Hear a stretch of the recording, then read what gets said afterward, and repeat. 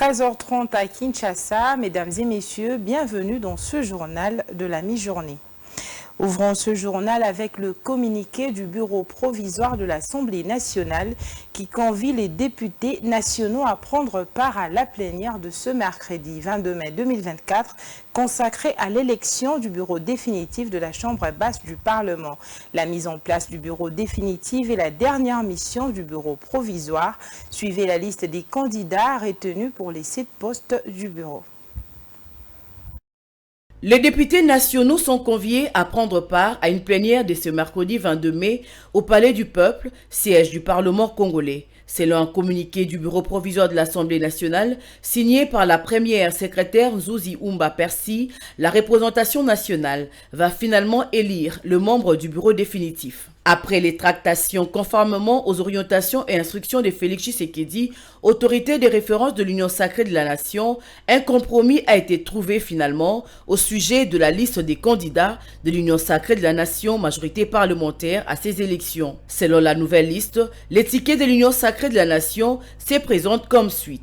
Président, Vital Kamerhe Lwakaningini, élu de Bukavu-Ville dans la province du Sud Kivu. Premier vice-président, Isaac Jean-Claude Chilumbaï Moussaou, élu de Luiza dans la province du Kasaï central. Deuxième vice-président, Christophe Mbosoko Diampuanga, élu de Kenge dans la province du Kwango. Rapporteur, Jack Njoli Esengekeli, élu de Boende dans la province de la Chuapa. Questeur, Chimène Polipoli Lunda, élu de Malembankulu dans la province du Olomami. Questeur adjoint, Grace Neema Païninie, élu d'Ango dans la province de Bazouélé. Il ressort de ce nouveau ticket de la majorité parlementaire le maintien de la candidature de Christophe Mbosso, membre du présidium au poste de deuxième vice-président, malgré les contestations de certains élus de la majorité parlementaire. De son côté, le regroupement politique Alliance des acteurs attachés au peuple de Tony Kankou a obtenu le poste de questeur adjoint pour le bureau définitif de l'Assemblée nationale en remplacement de Caroline Bemba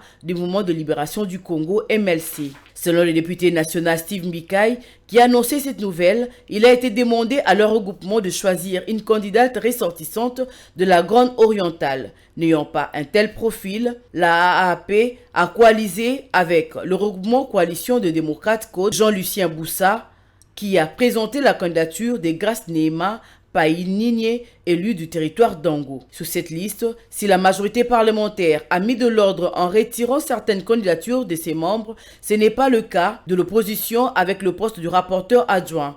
Constant Moutamba, élu de Lubao Lomami, sur la liste de Dynamique progressiste, devra toujours faire face à Dominique Mounongo, élu de Luboudi Lualaba. Il reviendra à la majorité parlementaire de les départager face à l'absence d'un consensus pour la candidature commune. Et de son côté, le commissaire provincial de la police nationale congolaise, Blaise Kilimbalimba, a lancé le mardi 21 mai 2024 les patrouilles mixtes entre les forces armées de la République et la police. L'objectif est de renforcer la sécurité des personnes et de leurs biens. Ranta Luyela pour les détails. La police nationale congolaise, PNC et les forces armées de la RDC ont lancé la nuit du 21 mai 2024 de patrouilles mixtes sur toute l'étendue de Kinshasa au lendemain de la tentative de coup d'État. Cette décision a été prise au cours d'une réunion de sécurité tenue par le commissaire général de la police nationale congolaise, Benjamin Alongaboni, et le commandant régional de FRDC. Pour le commissaire provincial de la police nationale congolaise, Blaise Kilimbalimba, qui lance officiellement ces patrouilles, l'objectif est de renforcer la sécurité des personnes et de leurs biens dans le contexte du putsch manqué. Il s'agira aussi de lutter contre l'assainissement et le marché pirate, ainsi que les nuisances sonores. En même temps, il y a quelques semaines, le ministre national de l'Intérieur avait lancé à Kinshasa l'opération Panthère Noire qui vise à réduire l'insécurité via la traque des délinquants Kuluna. Pour sa part, le gouvernement de la République démocratique du Congo a rassuré que les mesures ont été prises pour renforcer la sécurité des institutions du pays et des officiels. L'actualité, c'est aussi en dehors de nos frontières et cette fois-ci au Nigeria. Des hommes armés à moto ont attaqué le lundi soir 2 villages isolés dans le centre-nord du Nigeria et tué une quarantaine de personnes selon les habitants. Les autorités locales n'ont confirmé de leur côté que 12 morts. Regardez. Selon la police de l'État du Plateau, les criminels qui ont attaqué les villages de Zoukar et Dakai fuyaient une opération lancée par les forces de sécurité de la forêt de Bangalala où la police dit avoir neutralisé 7 bandits. Aucun groupe n'a revendiqué les responsabilités de cette attaque dans cette région du Nigeria, régulièrement marquée par les conflits fonciers, miniers et intercommunautaires. Ces violences qui secouent la région depuis des années sont liées à la lutte pour le contrôle de l'eau et des terres entre les éleveurs nomades et les agriculteurs ruraux. Cette région du Nigeria est aussi connue sous les importantes réserves d'étain, zinc et du plomb. Les activités minières illégales alimentent les tensions et les violences intercommunautaires. Ces raids ont jusqu'à présent fait des centaines de morts dans la région. Les arrestations à la suite de telles attaques sont rares. En décembre, les assaillants ont tué au moins 140 habitants au cours d'une attaque qui a visé plus d'une douzaine de communautés. Et à Gaza, avec seulement 12 hôpitaux sur 36 partiellement fonctionnels, les systèmes de santé de l'enclave palestinienne peinent à faire face aux dizaines de milliers de blessés de la guerre. Depuis le début de la guerre, les opérations militaires israéliennes lancées en représailles touchent durement les systèmes de santé de Gaza. Diane Bonga nous en dit plus. Les bureaux des Nations Unies pour l'aide humanitaire OCHA affirment que même si des hôpitaux de campagne supplémentaires sont opérationnels à Gaza, l'infrastructure sanitaire est loin d'être suffisante. Beaucoup ont des lésions cérébrales traumatiques et des milliers ont perdu leur capacité auditive à cause des explosions incessantes. Des milliers de personnes attendent également d'être évacuées de Gaza parce qu'elles ont besoin de soins du plus haut niveau. Les personnes ne peuvent pas y accéder en restant à l'intérieur de Gaza parce que le système de santé est à bout de souffle. Une aide-soignante a déclaré qu'elle et son équipe avaient été attaquées alors qu'elle quittait un hôpital par une route sûre, ajoutant qu'elle espérait pouvoir quitter Gaza pour poursuivre son traitement. Al-Shifa, le plus grand hôpital de l'enclave où s'est trouvé des dizaines de milliers de déplacés, a été entièrement détruit par une attaque israélienne et par le combat autour du centre hospitalier. Et l'Afrique du Sud, quant à elle, se trouve à un moment critique avec les élections nationales prévues pour ce mois de mai. Les résultats de ces élections auront un impact significatif sur la trajectoire économique du pays, en particulier lorsqu'il s'agira d'attirer et de retenir les investissements étrangers. Diane Boga, une fois de plus. Certains craignent que le paysage politique post-électoral n'apporte pas la clarté et la cohérence que les investisseurs recherchent. Nombreux d'entre eux attendent du prochain gouvernement une action claire et décisive pour résoudre ces problèmes de longue date. En ce moment, et beaucoup de gens le font, il faut attendre et voir. Voyons ce qui se passe. On a certainement le sentiment qu'il va y avoir des changements et des changements décisifs. Le parti au pouvoir n'obtiendra pas la majorité. La question est de savoir dans quelle mesure. S'ils perdent avec un score juste en dessous de 50%, on pourrait dire que presque rien ne changera. Ils peuvent constituer une coalition avec des petits partis et continuer à gouverner. C'est s'ils descendent en dessous des 40, 45 ou 44% qu'ils devront alors choisir un parti plus important avec lequel ils devront former une coalition. Alors que l'Afrique du Sud se prépare aux élections nationales, l'attention se porte non seulement sur le paysage politique, mais aussi sur la confiance des investisseurs étrangers dans l'avenir économique du pays. Le nouveau gouvernement, quelle que soit son affiliation politique, devra faire du rétablissement de la confiance des investisseurs étrangers une priorité absolue. Pour ce faire, il devra disposer d'un cadre de politique économique clair, cohérent et homogène. En sport à présent, 5e au classement avec 14 points, les Aigles du Congo vont recevoir tout à l'heure, précisément à 15h30 au stade de Martyrs de la Pentecôte, l'équipe de Dauphin Noir de Goma, 6e au classement avec 10 unités. L'entraîneur de cette formation de la capitale, Luc Heimel, était à la traditionnelle conférence de presse d'avant-match au siège de la Lina Foot à Gombe. Pour ce technicien belge, son équipe va jouer à fond pour espérer une place en Afrique, car rien n'est encore perdu totalement. On l'écoute. Physiquement, mes joueurs sont prêts. Physiologiquement, je pense qu'ils sont prêts. J'espère qu'ils seront motivés jusqu'à Dauphin Noir. Bon, c'est vrai que nous avons récupéré les 3 points, comme on dit, chez nous sur le tapis vert, vu qu'il y avait un joueur qui n'était pas qualifié, mais ils avaient fait une bonne rencontre. Mais il ne faut pas oublier non plus que le but marqué n'était pas un corner, mais c'était un coup de pied de but. Et que pour moi, il y avait un penalty tout à fait... voilà, pour nous, mais bon, disons, c'est oublié, ça fait partie du football. On en a vu tellement des choses durant ce playoff. Hein. Je ne suis pas le premier entraîneur à le dire, et pas le dernier. Quand j'écoute les interviews des autres entraîneurs, quelquefois, ils sont beaucoup plus... pas francs, parce que j'ai virulent que moi. Hein. Donc, on va dire que ici, je suis quand même relativement modéré par rapport à ce que j'entends dans le discours de certains autres coachs. Alors, je pense que, comme je vous l'ai déjà expliqué dans d'autres conférences de presse, on ne joue pas un match pour, on passe sur le terrain pour perdre. On joue un match pour essayer de prendre les 3 points, quel que soit l'enjeu du match. Vous voyez, vous jouez la Coupe du Congo, vous jouez la Coupe en chocolat, ou vous jouez la Coupe, le championnat normal, ou vous jouez le play-off, ou ceux qui doivent jouer le play-down, ils montent sur le terrain tous pour essayer de gagner le match. Nous, on peut peut-être, entre guillemets, encore, peut-être, mathématiquement, en tout cas, mathématiquement, si Dieu le veut, encore accéder à la 4e place, même si les matchs vont être difficiles, Dauphin Noir, Loupopo et Mazembe. Mais mathématiquement, c'est toujours possible. Donc, ce serait vraiment magnifique d'arracher la 4e place, mais bon, on verra comment les joueurs vont se comporter sur le terrain, puisque vous savez notamment qu'Ibra ne sera pas là puisqu'il est parti avec la section du U20. C'était déjà le cas, je pense, quand j'étais ici en 2010. Il fallait 4 joueurs internationaux partis pour qu'on annule le match international. Enfin, qu'on annule le match de championnat, pardon. Chose qui est tout à fait anormale. Ça n'existe dans aucun autre pays. Ici, quand il y a des matchs internationaux, les joueurs, il n'y a pas de match en Ligue 1. Donc voilà, c'est dommage, mais je souhaite au petit Ibra vraiment de faire un super, fait 2 matchs contre le Maroc qui joue, faire deux très bons matchs et je lui souhaite vraiment bon vent parce que c'est un garçon qui a beaucoup travaillé et qui a beaucoup progressé. Il va nous manquer, c'est sûr, hein. On a vu comme il était percutant et tout, mais c'est aux autres qui vont jouer à sa place à montrer qu'ils peuvent faire aussi bien que lui. Et de son côté, Guy Loussa-Dissou, coach de Dauphin Noir de Goma, son équipe va jouer cette rencontre avec l'esprit de gagne car c'est le dernier match de son équipe pour cette saison, d'où il faut le terminer en beauté. Suivez le propos de l'entraîneur Guy Loussa-Dissou.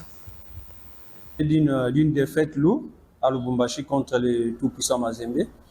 Mais le match là, c'est déjà oublié et puis... nous regardons maintenant le match de demain contre les Aigles du Congo. Ça sera un match vraiment très capital pour nous parce que c'est notre dernier match ici. Et puis notre dernier match par rapport à la play-off. Les jeunes gens, ils sont là pour mouiller les maillots des Dauphins Noirs pour faire un bon résultat ici à Kinshasa. On est vraiment très à l'aise, on n'a pas de pression parce que notre objectif c'est déjà entrer dans les 8 meilleures équipes du Congo. On a déjà fait ça. Et puis, on n'a pas vraiment de pression pour le match de demain, mais on va jouer par rapport à l'honneur. Voilà. Jusque-là, les groupes tous sont bien. Il n'y a pas vraiment des malades, il n'y a pas des infirmeries. Tout le monde est prêt pour jouer les matchs de demain contre les Aigles. Oui, d'abord, je remercie les bons dieux. Ce n'était pas facile d'arriver là où que Dauphin Noir est arrivé. Parmi les 8 premiers, moi je veux dire que le bilan de Loussa-Dissou est positif. Et puis je suis fier de mes garçons et puis je suis fier aussi de notre comité parce qu'ils nous ont mis quelques moyens pour les jeunes gens et puis ils ont Ils m'ont donné la confiance de rester avec cette équipe pour jusqu'à la fin de cette saison. Je dis merci vraiment à tous mes dirigeants. Pour jouer, pour terminer notre saison à beauté. Parce que quand on dit qu'on termine notre saison à beauté, on va jouer. On ne va pas venir pour laisser les points à les aigles. Non, on vient pour jouer, pour faire un bon match. Et puis, après ces matchs-là, il y a la vacance pour les joueurs. On va jouer pour tout, c'est ça. Et sachez qu'à Lubumbashi, le derby louchois entre Saint-Éloi, Lupopo, 3e du classement avec 24 points, et Mazembe, premier avec 29 unités, se joue tout à l'heure à 15h30, heure de Lubumbashi. Les détails de toutes ces rencontres dans nos prochaines éditions. Maintenant, place à la revue de presse avec Diane Bonga.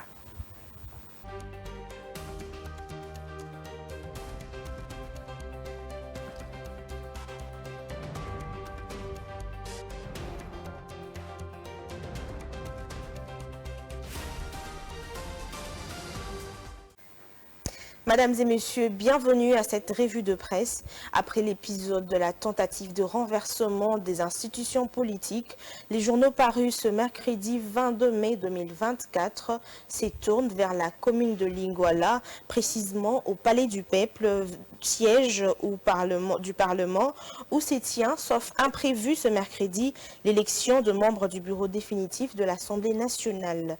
À ces sujets, le journal Info 27 rapporte qu'une séance plénière d'importante capitale vise à l'élection et à l'installation du bureau définitif de l'Assemblée nationale est convoquée pour ce mercredi 22 mai 2024 au Palais du Peuple. Cette convocation, annoncée par le bureau provisoire de la Chambre basse du Parlement dans un communiqué officiel, note ces quotidiens, marque une étape cruciale dans les processus législatifs et institutionnels du pays. Le Palais du Peuple, symbole de la démocratie congolaise, fait savoir ces tabloïds, sera le théâtre de cette réunion déterminante.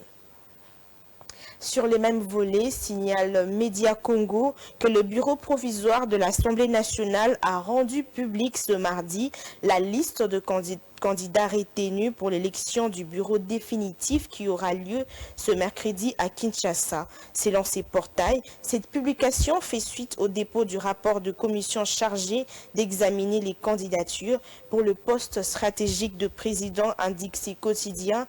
Un seul nom a été présenté, celui de Vital Kamerhe, considéré comme la figure incontournable de l'Union sacrée de la nation qui soutient le président Tshisekedi. Au poste de vice-président, Mediacongo.net, c'est Isaac Jean-Claude Chilumbayi qui est retenu par le bureau provisoire après négociation.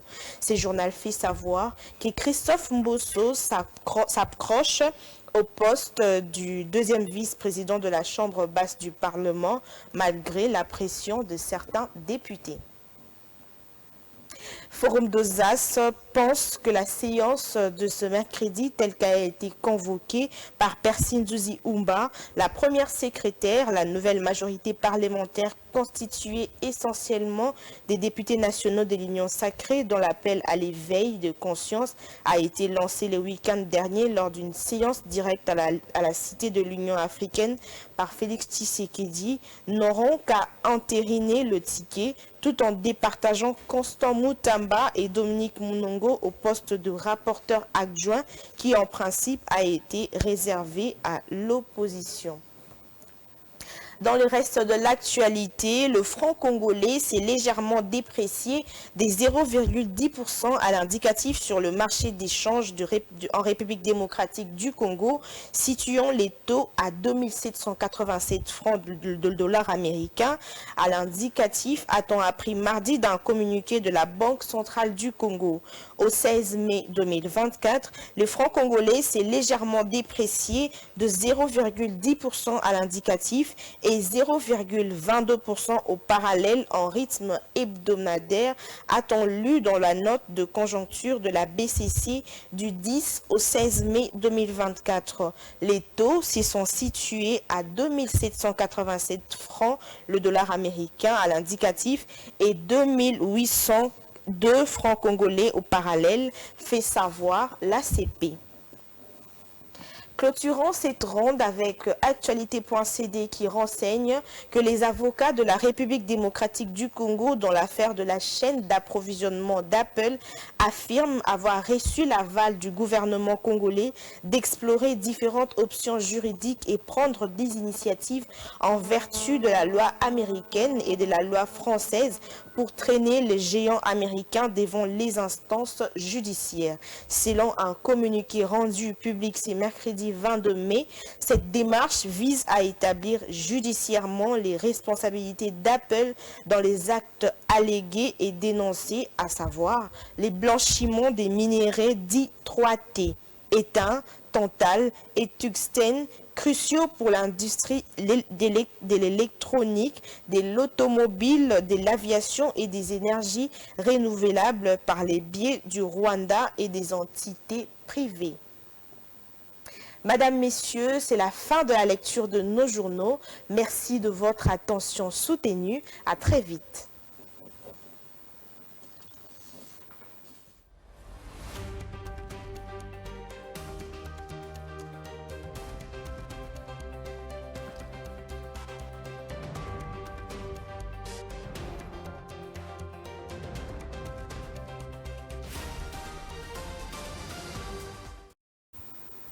Voilà, merci Diane pour la revue de presse et c'est avec cette revue que nous bouclons ce journal de la mi-journée.